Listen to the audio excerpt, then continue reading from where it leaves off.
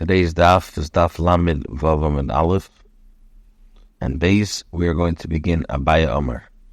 So where Abaya says the reason for Isi, for exempting a woman from the Isra against the Karcha, is higher time of the Isi. What's the reason of Isi? The Gomar Karcha B'nei Aaron, he learns the Shava of Gzera of Karcha from B'nei Aaron. Ma'ala halam nashim tudas, just as there with regards to the Canaan women are exempt, afkan nashim, so too women here are exempt. Where it says, and if you think that when the Torah writes the sons of Aaron, is written with regards to the entire Pedek, including the Isra of Korcha, as opposed to be silent about this Isra concerning all Yidden, and we should learn it now from the Kal V'chemer. And I'll say as follows: now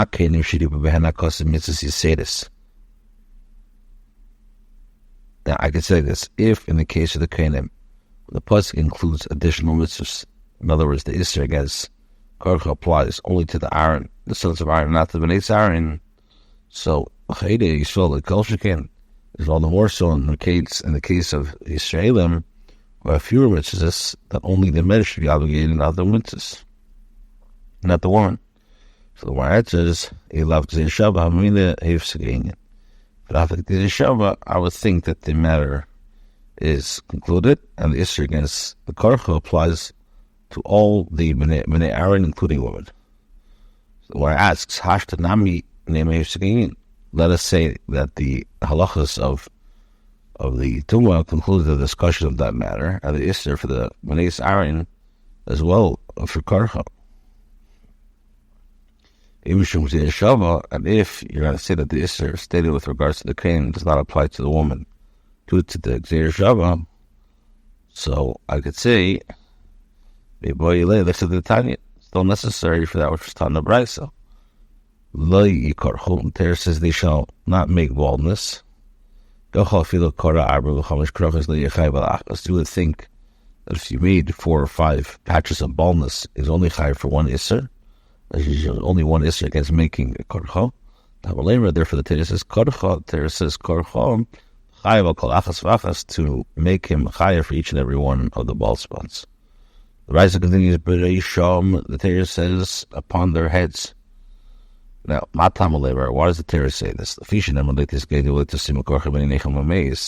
Says the Torah says you shall not cut yourself or make any baldness between your eyes for the dead. So, you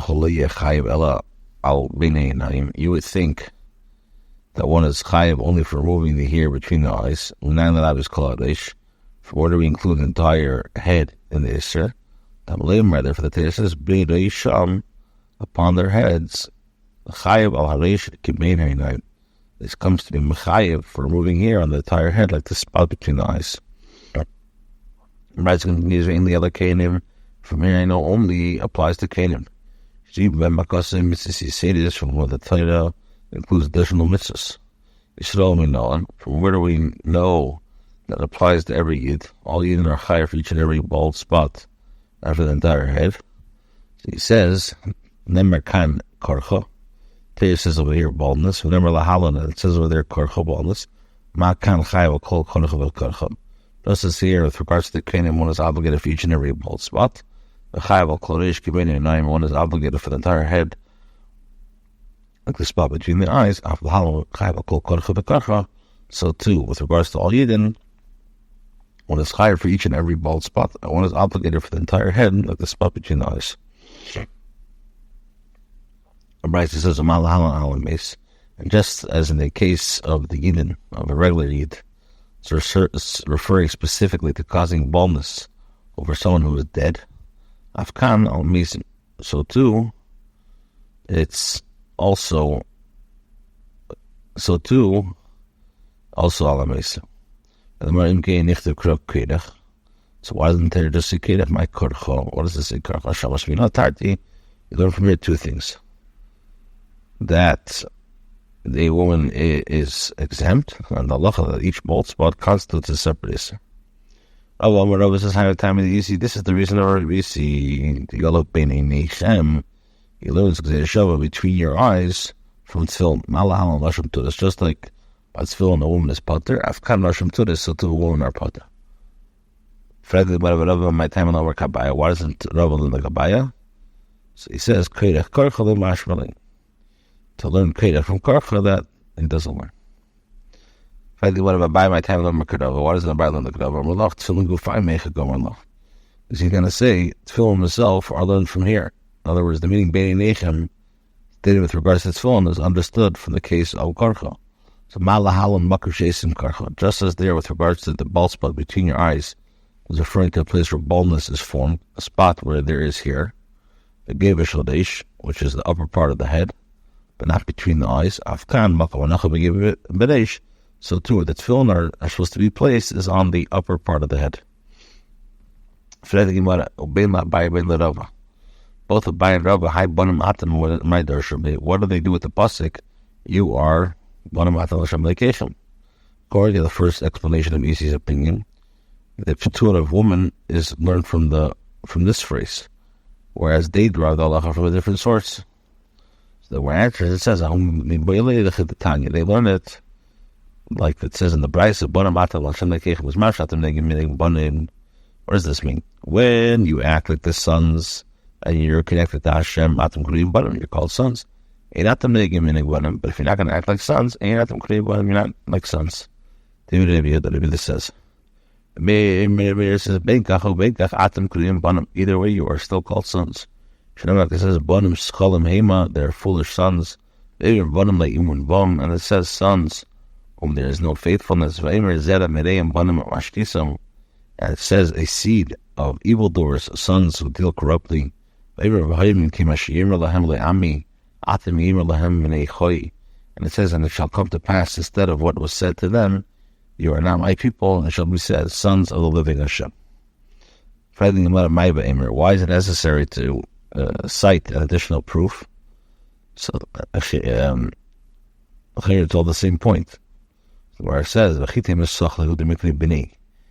to say that when they're foolish, they're still called sons, and when they do not have faithfulness. If you're going to say that they are foolish, that when they are foolish, they're still called sons, but when they do not have faithfulness, they're not called sons.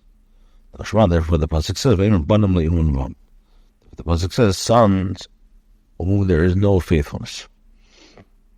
If you're going to say that when they do not have faithfulness, they're called sons. However, but when they worship Avodah Zarah, they're not called sons. Therefore, the Torah says, a seed of evildoers, sons of who deal corruptly. Which is Avodah Zarah. And if you're going to say that even though they're called sons, they're no longer called full-fledged sons. That's what the pasuk says, and it shall come to pass. And instead of what was said to them, you are not my people, it shall be said to them, sons of the living Hashem. Pasuk indicates that when they do tshuva, they are called full-fledged sons of Hashem.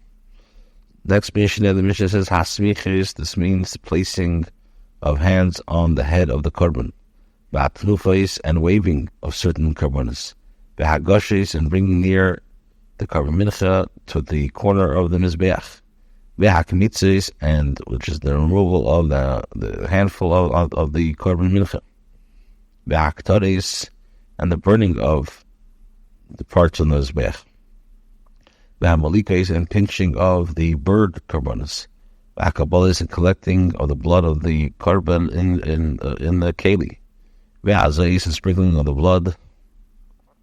So the halacha is negim ba'nashim. All these mitzvahs apply specifically to the men and not to women.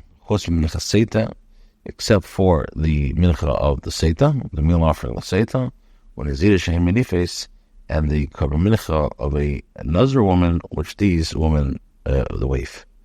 Smichais From where do we know that placing of the head of a korban applies only to men? Torah says, speak to the sons of Israel. And he shall place his hand. Yisrael, same from here we see that the sons of Israel place his hands. Same because, but the daughters do not place their hands. So no face, waving.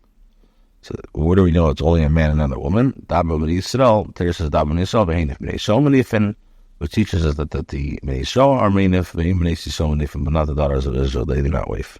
Right? Agoshes, with regards to bring near, this is the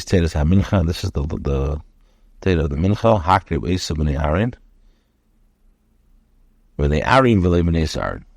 B'nei Aaron teaches me B'nei Aaron and not the daughters of Aaron. Commits this with regards to the rule of the handful. The Pasuk says, V'aviyah B'nei Aaron v'komats, they shall bring to the sons of Aaron, and he shall remove a handful. B'nei Aaron v'lei B'nei Aaron. Hachtares Tichsev v'iktidu Esa B'nei Aaron v'lei B'nei Aaron. Ha'malik is Tichsev v'malak v'higdir itakish. So Torah puts the killing to burning. Just as the burning of a korban must be performed by men, so to the pinching must be performed by men. Hakabolis, with regard to the deceiving, it says that the sons shall present the blood. And we learn when it says, and they shall be makriv, so kawal sadam, this is collecting of the blood. The Hazayis, it says the sprinkling. Hazayah dehecha, to which sprinkling is the militia referring to? The para, if the sprinkling of the ashes of the paraduma, and the ozer ksiba, and the ozer is written with regard to that action. In other words, the sprinkling is performed by the kain, the skan kain. If even other kainim cannot perform it, certainly the woman cannot. It's only the skan kain. If it's referring to the sprinkling performed in the Kidushin Daf, it's Daf the Kidushin Mashiach. Alazod ben Eif. Rather, it's referring to sprinkling the blood of the burnt offering. The Gemara explains the Asib Kavachimer Mentzin, that we learned this through a Kavachimer from sheep offering. Matzin Shalekavale Kain the Shritasi. With regards to the sheep offering, concerning which the Torah did not establish the kain for its shechting, since it may be shechted by anybody. However, nevertheless, Kavali Kain Azasi, the kain established, Torah established the kain for its sprinkling. But Eishikavale Kain Likasi, so the kain is not logical to say with regard to a bird offering, considering which the Torah establishes a kain for its pinching. So in Din Shikvale Azasi, so for sure it established the kain for its sprinkling. So we see from here that the sprinkling on the blood of a oif can be performed only by kain and not by a woman. Now, the Mishnah teaches that these mitzvahs apply specifically to men but not to women, except for chutz mincha seita and nizira. Except for the mincha seita and then the nizira. Amar Rebbe Elazar the Darish, Elazar said to the Isha of his generation, which is the Amira, who was his contemporary, not the Tana with the same name who lived earlier. The taste of Akarich and Amrusli Lahosh Maitza. Then I sit down until you explain this statement to me. Where do we know that the mincha seita needs to nufa? So the word says minallah, the gufa ksiva, and if it's a mincha, it's clearly good. She's still waving the mincha. But rather, the question is, from where do we know that the waving is performed by the owner, if perhaps only the kain waves it? The word says, she responded, I see yad mishlam, lyrics at Ishaba, yad mishlam, ksiva, v'lakach hakeim yad isha. It says that the kain shall take from the woman's hand. And it says, Yod dov tivi, and notice that one hand shall bring the korban. So makan kain, and so just like here, with regards to the seita of kain, performance to wave it. After is kain, so too here with regards to the mincha kain performance to wave it. Okay, so kain machnas yodei tachas ba'alim remain. So the kain places his hand under the hand, and the owner waves it together with him. So where it says Ashkechan Seita, you found this by saying that Nazirim, where do you know this by Nazir? After the Gemara, I say Kaf Meseita, we learn the Yeshua of Kaf with Kaf Meseita. Just as the Seita waves her korban mincha, so the Nazir also waves